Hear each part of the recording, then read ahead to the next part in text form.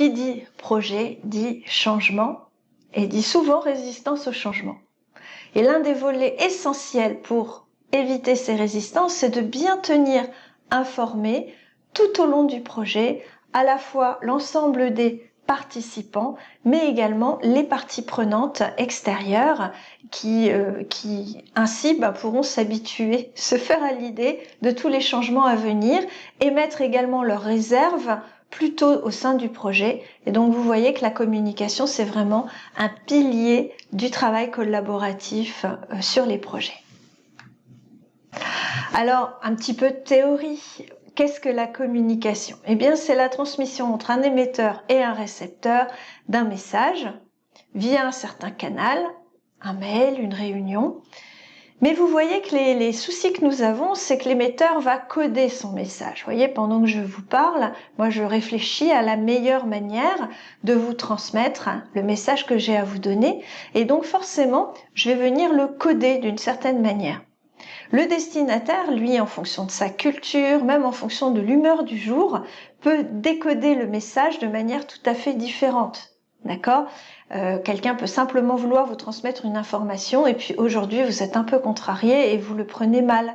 D'accord ? Par exemple un changement de délai et vous vous dites ah c'est toujours la même chose, etc. Alors que non, cet interlocuteur-là c'est peut-être la première fois qu'il vous demande un changement de délai. D'accord ? Donc vous voyez que ces éléments de codage et de décodage vont venir perturber le message.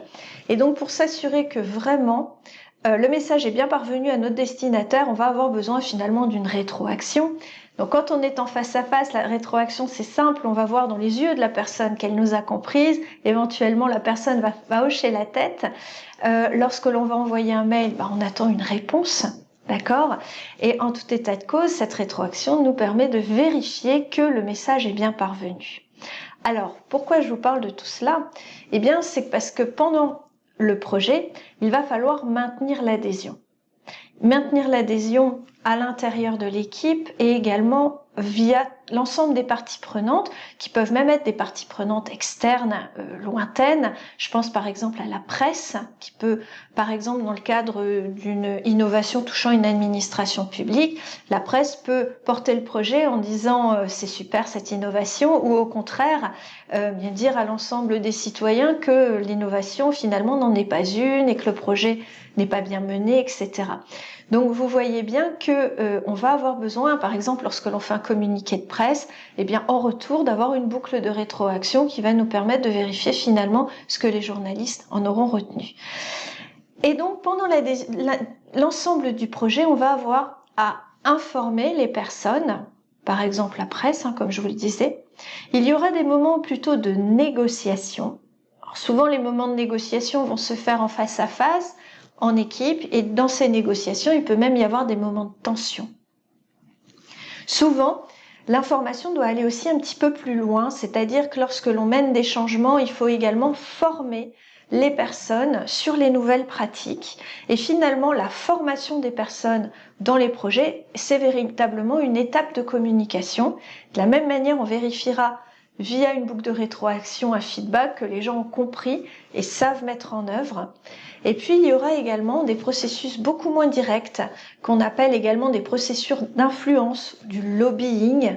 Alors, ce sont des processus très informels, un peu politiques, qui vont en fait conduire le chef de projet ou les personnes impliquées dans le projet à aller contacter d'autres personnes, à leur parler de manière informelle pour finalement leur faire accepter ce que l'on est en train de mettre en œuvre.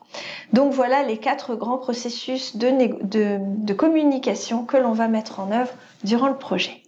Alors, quand je dis durant le projet, vous allez me répondre, mais vraiment durant tout le projet ? Eh bien oui.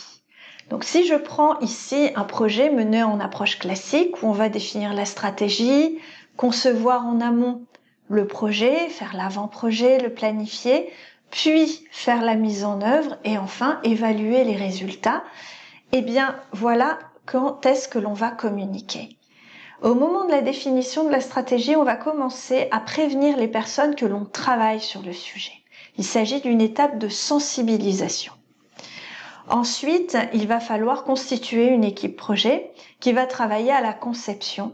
Et là, il va falloir motiver les personnes à se mettre au travail, à commencer à réfléchir. Et ça va être une communication dite de mobilisation.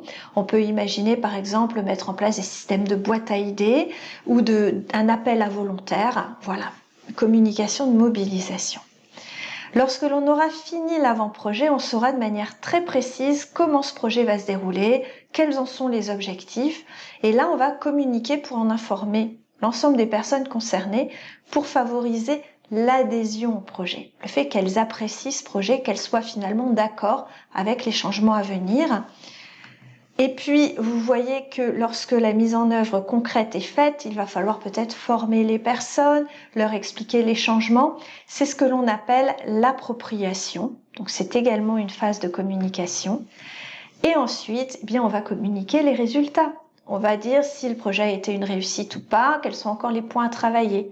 Et puis, cela va aussi entrer dans les habitudes des personnes. Donc, très souvent, on va communiquer sur des témoignages de personnes qui vont dire « avant c'était comme ça, maintenant c'est comme ça, voilà les avantages, les inconvénients ». Ça, c'est ce que l'on appelle l'intégration. Et donc, vous voyez qu'à chaque phase du projet, on va mettre en œuvre ce que l'on appelle un plan de communication, c'est-à-dire prévoir quand est-ce que l'on va communiquer, suivant quel message, vers quel public, pour que vraiment l'ensemble de ces éléments de communication soient pris en compte. Alors maintenant, quels sont nos outils? Bien entendu, les outils numériques. Forcément, vous y avez pensé. Les outils numériques sous toutes leurs formes, que ce soit des réseaux sociaux, que ce soit site web, le mail, tout ce qui est communication via les outils numériques. On peut aussi imaginer en entreprise travailler via un système d'affichage parce que certaines personnes peuvent être à des postes de travail où elles ne sont pas toute la journée devant leur ordinateur. Et donc faire un affichage en salle de réunion, dans les couloirs, sur les postes de travail peut être aussi efficace. Parfois, on va réaliser des publications, c'est-à-dire rédiger des ouvrages ou des éléments, des livres blancs par exemple, qui vont parler de notre projet. On peut utiliser différents médias, notamment lorsque l'on doit mener de la communication grand public. On peut utiliser la radio, la télévision, etc. Là, je parlais par exemple de projets relatifs à l'administration publique. Et donc, c'est intéressant lorsqu'il y a des changements pour les citoyens de communiquer via les grands médias. Les relations publiques. Alors, les relations publiques, ça va être par exemple d'organiser des très grandes réunions, des colloques, réunir nos clients par exemple autour d'un événement qui va nous permettre de leur présenter notre nouveau produit. D'accord, c'est ce qu'on appelle les relations publiques et les relations presse également. Et puis l'organisation d'événements, c'est ce que je vous présentais précédemment. Donc voilà, vous avez l'ensemble de ces outils qui sont à votre disposition et bien entendu, ces outils ont un coût, ont une faisabilité technique. Bien entendu, quand on est une PME et qu'on change de logiciel de gestion, on n'annonce pas forcément ça en publicité au moment du journal de 20h. Donc bien sûr, toujours utiliser l'ensemble de ces éléments de manière relative par rapport à la taille de votre projet et aux moyens dont vous disposez, l'organisation pour qui vous travaillez. Alors les outils de communication les plus fréquents, ce que l'on utilisera forcément sur tout projet, ça va être la relation face à face, réunion et entretien.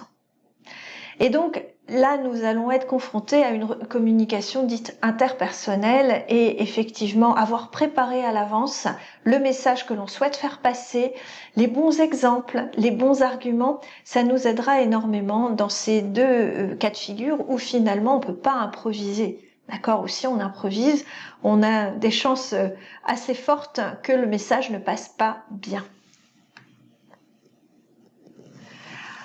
Alors, traditionnellement, on donne 3 objectifs à la communication. Et bien dans les projets, ce sera pareil. Ce sera ces 3 objectifs. Le fait d'informer, le fait de faire aimer, faire apprécier notre projet, les actions que l'on mène, et puis également mobiliser, motiver, faire agir les participants à notre projet. Et pour conclure, voilà un exemple de plan de communication sur un projet où vous voyez que nous avons différentes dates, des objectifs. Alors j'ai repris mes grands objectifs de sensibilisation, mobilisation, adhésion intégration. Vous pouvez utiliser également faire apprécier ceci ou informer les gens de cela. D'accord? Nos cibles, les personnes à qui l'on va s'adresser, quel est l'outil que l'on va utiliser ou le média que l'on va utiliser, et enfin, quel message on va faire passer. Ensuite, charge au chef de projet, ou s'il a de la chance, au chargé de communication du projet, de mettre en musique ce plan de communication et de concrètement communiquer vers les personnes et vérifier que le message est bien passé.